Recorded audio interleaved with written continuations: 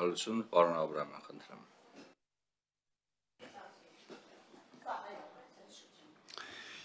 Երեք հարց կարճ։ Առաջինը արդյոք 21-25 թվականի ժամանակահատվածում Հայաստանի Հանրապետության տարածքային ամբողջականության խախտումները Ադրբեջանի կողմից չեք համարում ձեր կառավարության ձախողումը։ Երկրորդը, արդյոք չեք համարում, որ Հայաստանի Հանրապետության տարածքում մխրճված ադրբեջանական զորքերը մեծագույն անվտանգային սպառնալիքներ են ստեղծել Հայաստանի Հանրապետության համար եւ արդյոք դրանք չեք համարում այդ դրանց ներկայությունը ձեր կառավարության ձախողումը։ Եվ երրորդը վերաբերում է Արցախին։ Արդյոք մի իշխանություն, որը 7 տարվա ընթացքում 3 անգամ ծայրահեղ տարբեր դիրքորոշումներ ունեցել Արցախի հարցում, 2018-ին համարել է, որ Արցախի հարցը պետք է լուծվի ինքնորոշման իրավունքի հիման վրա, 2019-ին Արցախը համարել է Հայաստան եւ երրորդը արդեն 22-ին Պրագայում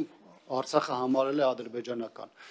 Արդյոք այս 7 տարվա ընթացքում ձեր դիրքորոշումների այս ծայրահեղ տարբերությունը, որը բերել է ծանր հետևանքների, չեք համարում ձեր կառավարության ձախողումը։ Շնորհակալ եմ պարոն Աբրահամյան հարցերի համար։ Արցախի վերաբերյալ դիրքորոշումների տարբերություն մենք ներկայացնում ենք Հայաստանի Հանրապետության ժողովրդին եւ Հայաստանի Հանրապետությունը եւ Հայաստանի Հանրապետության պետական շահերից ենք շահերով ենք առաջնորդվում եւ նախ եւ առաջ Հայաստանի Հանրապետության պետական շահերի համար ենք աշխատում։ 2022 թվականի հոկտեմբերի 7-ը, հա, նշեցիք Պրահայում Ադրբեջանի մաս ճանաչելը Հայաստանի Հանրապետությունը եւ ոչ միայն Հայաստանի Հանրապետությունը հոկտեմբերի 7-ի հայտարարությունը եղել է ոչ թե Ադրբեջանի տարածքային ամբողջականություն ճանաչելու մասին, այլ Հայաստանի Հանրապետության տարածքային ամբողջականությունը ճանաչելու մասին։ Եթե հիշում եք, այդ ժամանակ մենք գտնվում ենք մի իրավիճակում, երբ այո, Հայաստանի Հանրապետության սուվերեն տարածքի վրա եղել էր հարձակում եւ այո, օկուպացվել էին եւ շարունակում են այո օկուպացված մնալ Հայաստանի Հանրապետության սուվերեն տարածքից հատվածներ։ Եվ այո, այդ ժամանակ էր, որ այն դաշնակիցը, որի մասին դուք խոսում եք, որ իբր մենք փչացրել ենք հարաբերությունները, հրաժարվում էր ճանաչել Հայաստանի Հանրապետության տարածքային ամբողջականությունը։ Եվ դա էր կարևոր հոկտեմբերի 7-ին 2022 թվականին տարածքային ամբողջականությունը Հայաստանի Հանրապետության ճանաչելու առումով եւ եթե հիշում եք, այնտեղ միայն Հայաստանի Հանրապետությունը չէ, որ այդ հայտարարությանը մասնակցել է։ Լեռնային Ղարաբաղի վերաբերյալ դիրքորոշումներ։ Ի տարբերություն ձեզ, մենք մեր ասածին ժամանակին հավատացել ենք, այլ ոչ թե Հայաստանի Հանրապետության ներսում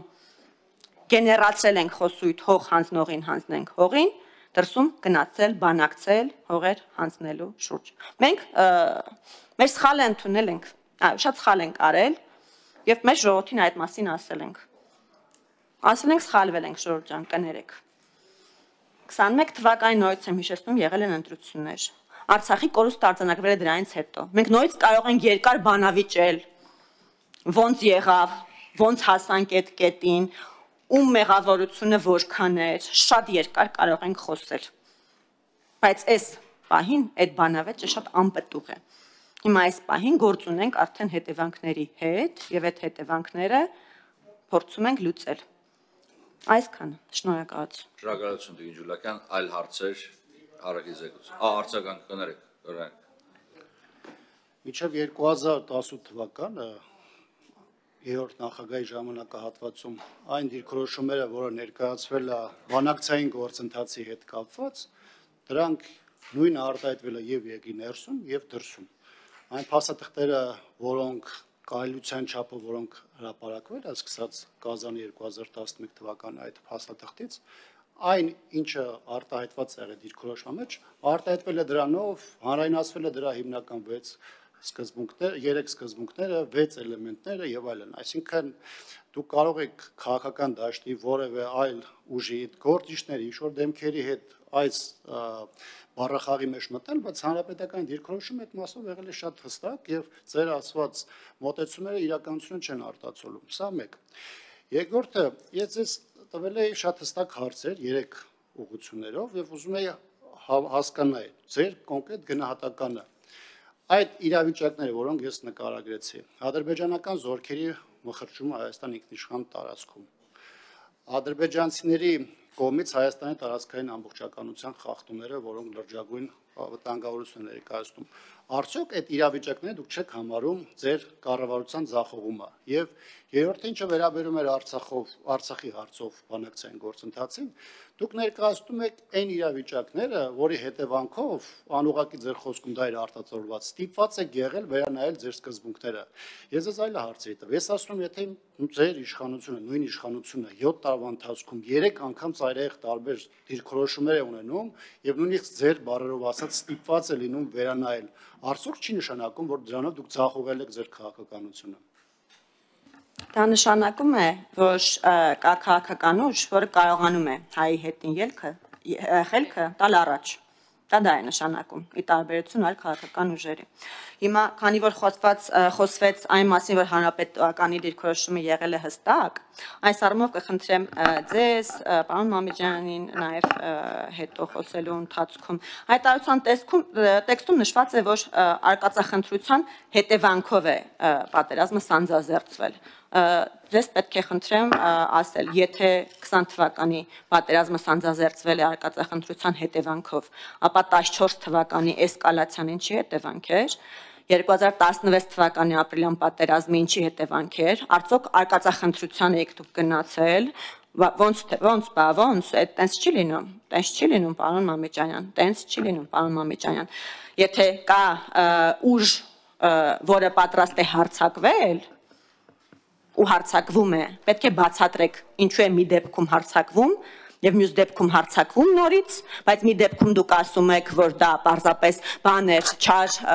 Ադրբեջաններ հարձակվեց, իսկ մյուս դեպքում այն է, որ դա մեր արկածախնդրության հետևանքներ։ Նաև կխնդրեմ նշել, երբ ասում եք, որ հարուստ բանակցային գործընթաց եք, բանակցային բան եք մեզ թողել ժառանգություն, ինչ որում ամենակիչ հարցերը բանակցային գործընթացի հետ կապված Հայաստանի Հանրապետության նախագահներից Սերժ Սարգսյանին ունեմ, ճիշտն ասած, կարելի ասել հարցեր չունեմ, այսինքն ընկալելի է, բայց քանի որ հիմա խոսում ենք այս թեմայի մասին, կարող եք ասել 2014 թվականի էսկալացիայից հետո Սերժ Սարգսյանը իսկապես իր մոտ կանչել է Լեռնային Ղարաբաղի ազգային ժողովի պատգամավորներին եւ ասել է, որ վատ է վիճակը,